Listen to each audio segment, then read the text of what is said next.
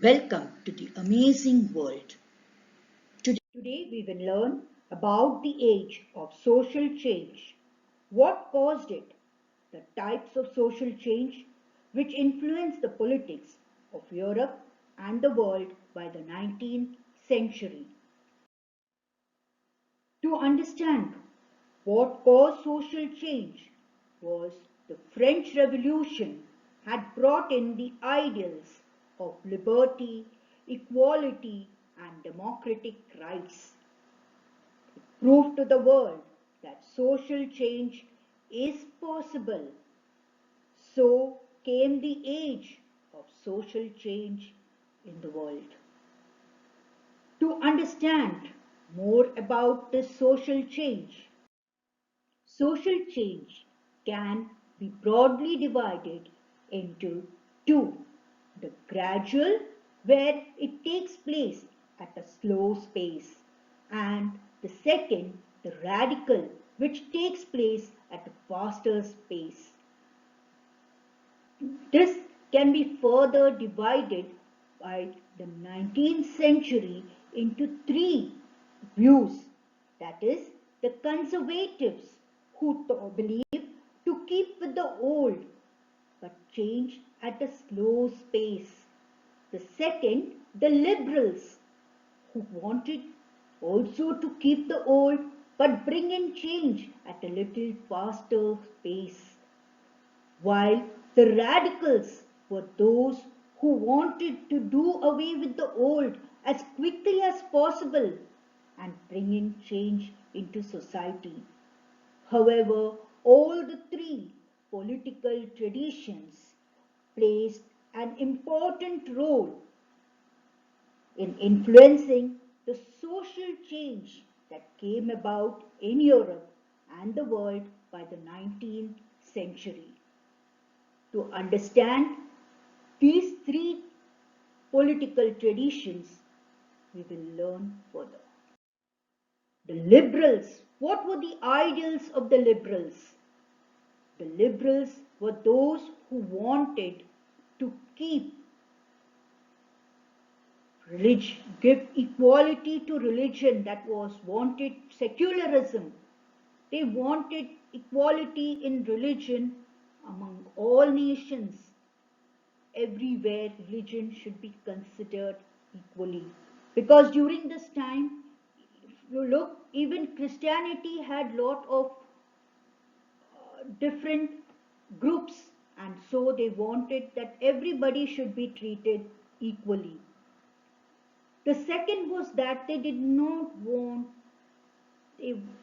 wanted to do away with dynastic rule, the uncontrolled power of dynastic rule. That means they wanted to do away with this system of dynastic rule. To do away with the system, people's rights had to be safeguarded against governments that would be formed. That how these governments would be formed would be those that were created with representatives of the people. So an elected parliamentary system of government. They wanted an elected parliamentary system of government. That means there would be representatives of the people. And lastly, to protect the rights of individuals, they wanted the laws to be interpreted by well-trained judiciary who were independent of rulers and officials, people who had good knowledge about the laws. They would interpret laws and give to the government. This was their idea, and so they looked to be very free, open-minded people. The liberals were considered as open-minded people, but there was something that made them not democratic. And what was that? What made them not democratic was that they did not believe in universal adult franchise and wanted the right to vote only for men with property. And secondly, they did not believe or support the rights of women, the voting rights to women. So this made them a non-democratic ideal of political ideal. Of the next came the radicals. Now the radicals were those who wanted to do away with the old as quickly as possible, and as a result they were wanted to form a government based on majority. Everybody will vote, and then the party which gets the majority will come to power. They supported women's suffrage movements as they wanted a government based on majority. They wanted women also to participate in voting. They opposed the privileges of great landowners and wealthy factory owners. They did not believe that privileges should be given to a particular group of people. That was what they did not want. They did not want the concentration of power in the hands of a few, as the liberals wanted only the people with property to vote. They did not want such things to happen. Everybody should be given the right to vote, and they should, because if everybody is given, then the disparities in society will become less.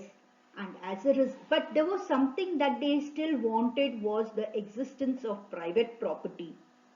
But even then, because of their ideas of a majority government, the support for women's suffrage movement, and opposing the concentration of power in the hands of a few, and the privileges to those who own things, this gave made them a more democratic type of government.